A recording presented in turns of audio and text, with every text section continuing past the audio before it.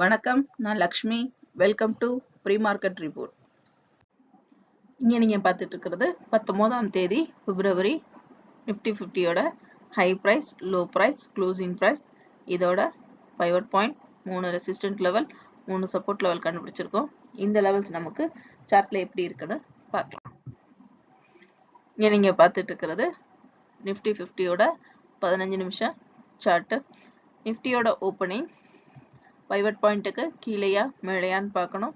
மேலே ஓப்பன் ஆச்சுன்னா 23,037 வரைக்கும் போகிறதுக்கான வாய்ப்பு உண்டு. இந்த ஜோனை பிரேக் அவுட் பண்ணிச்சுன்னா 23,160 வரைக்கும் போகிறதுக்கான வாய்ப்பு உண்டு. இந்த ஜோனையும் பிரேக் அவுட் பண்ணிச்சுன்னா 23,272 வரைக்கும் போகிறதுக்கான வாய்ப்பு உண்டு. பைவட் ஜோனை பிரேக் அவுட் பண்ணி கீழே ஓப்பன் ஆச்சுன்னா 22,802 வரைக்கும் போகிறதுக்கான வாய்ப்பு உண்டு. இந்த ஜோனையும் பிரேக் அவுட் பண்ணிச்சுன்னா 22,690 வரைக்கும் போகிறதுக்கான வாய்ப்பு உண்டு. இந்த ஜோனையும் பிரேக் அவுட் பண்ணிச்சுன்னா 22,567 வரைக்கும் போகிறதுக்கான வாய்ப்புகள் உண்டு. இங்கே நீங்கள் பார்த்துட்டு இருக்கிறது நிஃப்டி 50யோட 1 மணி நேர சார்ட்டு. ஸ்விங் ட்ரேடிங்கும் லாங் டேர்ம் ட்ரேடிங்கும் இந்த சப்போர்ட் அண்ட் ரெசிஸ்டன்ட் லெவலை செக் பண்ணிக்கோங்க. மேலும் இங்கே பிட்ச் ஃபோர்க்கும் ஒரு சேனலும் ட்ரா பண்ணியிருக்கோம். இந்த சேனலில் பார்த்தோம் அப்படின்னா 19ஆம் தேதி நிஃப்டி 50 3 தடவை இந்த பிலோ லைனை உடைச்சிருக்கு. உடைச்சு 3ஆவது தடவை க்ளோஸ் ஆகும் பொழுது பிலோ லைனுக்கு கீழே தான் க்ளோஸ் ஆயிருக்கு. பைவட் பாயிண்ட் ஜோனில் தான் க்ளோஸ் ஆயிருக்கு. அதையும் மனசில் வச்சுக்கோங்க. இப்போது அடுத்த இது நமக்கு கீழ் நோக்கி நகர போகுதா அல்லது மேல் நோக்கி நகர போகுது அப்படின்னா நமக்கு அடுத்த கட்ட மூவ்மெண்ட் இந்த முதல் ரெசிஸ்டன்ட் ஜோனை 23,050 உடைக்கணும். உடைச்சு மேலே போகணும். மேலே போச்சுன்னா 23,200 நீங்கள் மார்க் பண்ணி வச்சுக்கோங்க.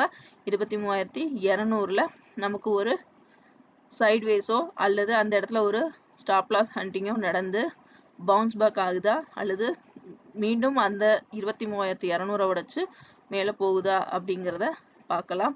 அல்லது கீழ் நோக்கி நிஃப்டி 50யோட நகர்வு இருந்துச்சுன்னா முதல் சப்போர்ட் லெவலான 22,800 பிரேக் அவுட் பண்ணுதான்னு நம்ம பார்க்கலாம். அந்த 800 பிரேக் அவுட் பண்ணும்போது அங்கேயும் ஸ்டாப் லாஸ் ஹண்டிங் நடக்கிறதுக்கு வாய்ப்பு இருக்கு. ஸ்டாப் லாஸ் ஹண்டிங்கையும் தாண்டி அதையும் உடைச்சு பேங்க் நிஃப்டி கீழே இறங்குச்சு அப்படின்னா 22,750க்கு கீழே இந்த இடத்துல இன்னொரு பாட்டம் எடுக்கிறதுக்கு அதிக வாய்ப்பு இருக்கும். இங்கே நீங்கள் பார்த்துட்டு இருக்கிறது நிஃப்டியோட 1 டே சார்ட்டு. இதில் ஹை லெவலுக்கும் இப்போது நகர்ந்துக்கிட்டு இருக்க கேண்டில்ஸுக்குமான சேனலும் ஒரு வெட்ஜ் வரைஞ்சிருக்கோம். இந்த வெட்ஜில் பார்த்தோம் அப்படின்னா நமக்கு இந்த வெட்ஜுக்கு மேலே க்ரீன் கலரில் இந்த இடத்துல நிஃப்டி 50 உடச்சி மேல் போயிருக்கு. ஆனால் திரும்பவும் பார்த்தோம்னா இந்த வெட்ஜுக்குள்ளேயே க்ளோஸ் ஆயிடுச்சு. இன்னும் வெட்ஜுக்கு வெளியில் நமக்கு ஓப்பன் ஆகலை. ஓப்பன் ஆகும் பொழுது அதாவது இந்த இடத்துல ஒரு இங்கே இப்போ பார்த்தீங்கன்னா இந்த இடத்துல ஒரு வெட்ஜும் இந்த இடத்துல 3ஆவது ரெசிஸ்டன்ட் ஜோன் 23,200லேருந்து 250 அந்த இடத்துல நமக்கு கண்டிப்பாக ஒரு பவுன்ஸ் பேக் வர்றதுக்கு வாய்ப்பு இருக்கு. இந்த பவுன்ஸ் பேக்கையும் தாண்டி நிஃப்டி அதை உடைச்சு மேலே போச்சுன்னா நமக்கு அடுத்து புல்லிஷ் ட்ரெண்ட் ஸ்டார்ட் ஆகிடும். அல்லது கீழ் நோக்கி நகர்ந்துச்சுன்னா 22,800 பிரேக் டவுன் பண்ணிச்சுன்னா அடுத்து கீழ் நோக்கி நகர்றதுக்கு அதிக வாய்ப்பு இருக்கும். இந்த லெவல்களில் ஸ்டாப் லாஸ் ஹண்டிங்கும் நடக்கும். அதனால ரொம்ப கவனமாக இருங்க. அந்த இடத்துல ஸ்டாப் லாஸ் ஹண்டிங்கை முடிஞ்சதுக்கு அப்புறம் அதை உடைச்சு கீழே போகுதா மேலே போகுதா அப்படிங்கிறத பொறுத்து நம்ம அடுத்த ட்ரேடிங் பிளான்ஸை செட் பண்ணிக்கலாம். இங்கே நீங்கள் பார்த்துட்டு இருக்கிறது பேங்க் நிஃப்டியோட 19ஆம் தேதி high price, low price, closing price, அதோட pivot point, 3 resistant level, 3 support level கண்டுபிடிச்சிருக்கோம். இந்த லெவல்ஸ் நமக்கு சார்ட்டில் எப்படி இருக்குன்னு பார்க்கலாம். இங்கே நீங்கள் பார்த்துட்டு இருக்கிறது பேங்க் நிஃப்டியோட 15 நிமிஷம் சார்ட்டு. பேங்க் நிஃப்டியோட ஓப்பனிங் பைவட் பாயிண்ட்டுக்கு மேலே இருந்துச்சுன்னா 49,830 வரைக்கும் போகிறதுக்கான வாய்ப்பு உண்டு. இந்த ஜோனை பிரேக் அவுட் பண்ணிச்சுன்னா 50,141 வரைக்கும் போகிறதுக்கான வாய்ப்பு உண்டு. இந்த ஜோனையும் பிரேக் அவுட் பண்ணிச்சுன்னா 50,654 வரைக்கும் போகிறதுக்கான வாய்ப்பு உண்டு. பைவட் ஜோனை பிரேக் அவுட் பண்ணி கீழே ஓப்பன் ஆச்சுன்னா 49,006 வரைக்கும் போகிறதுக்கான வாய்ப்பு உண்டு.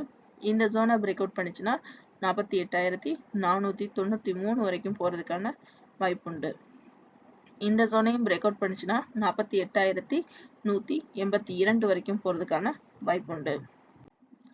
இங்கே நீங்கள் பார்த்துட்டு இருக்கிறது பேங்க் நிஃப்டியோட 1 மணி நேர சார்ட்டு. இங்கே நம்ம பார்த்துட்டு இருக்கிறது பிட்ச் ஃபோர்க் ஒர்க்கும் மற்றும் சேனலும் பார்த்துக்கிட்டு இருக்கோம். இந்த இடத்துல பிட்ச் ஃபோர்க்கை முதல்ல பார்த்தோம் அப்படின்னா பிலோ லைனுக்கும் மிட் லைனுக்கும் நடுவில் பைவட் பாயிண்ட்டுக்கு மேலே தான் பேங்க் நிஃப்டி க்ளோஸ் ஆகிருக்கு. இப்போது இந்த இடத்துல அதாவது 18ஆம் தேதி பிலோ லைனை உடச்சி நகர்ந்த பேங்க் நிஃப்டி திரும்பவும் பவுன்ஸ் பேக் ஆகி நமக்கு மிட் பாயிண்டில் க்ளோஸ் ஆகிருக்கு.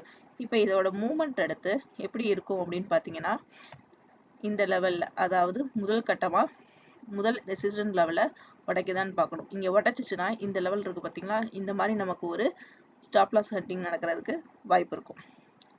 இதே மாதிரி மூவ் ஆகி இங்கே ஸ்டாப் லாஸ் ஹண்டிங் நடந்து திரும்ப இறங்குறதுக்கு அதிக வாய்ப்பு இருக்கும். அதனால இந்த இடம் கொஞ்சம் கவனமாக இருங்க.